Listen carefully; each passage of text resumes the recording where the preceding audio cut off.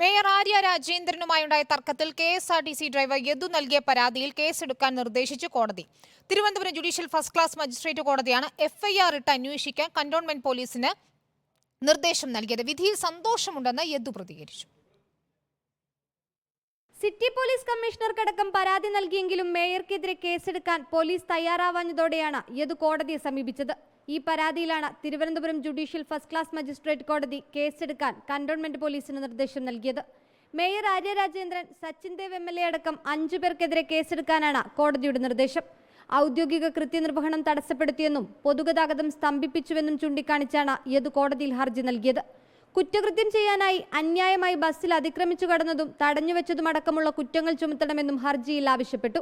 നേരത്തെ അഭിഭാഷകൻ ബൈജു നോയൽ നൽകിയ ഹർജിയിൽ കോടതി നിർദ്ദേശം വന്നതിനെ തുടർന്ന് മേയർക്കും സച്ചിൻ ദേവ് MLAക്കുമെതിരെ കന്റോൺമെന്റ് പോലീസ് കേസെടുത്തിരുന്നു.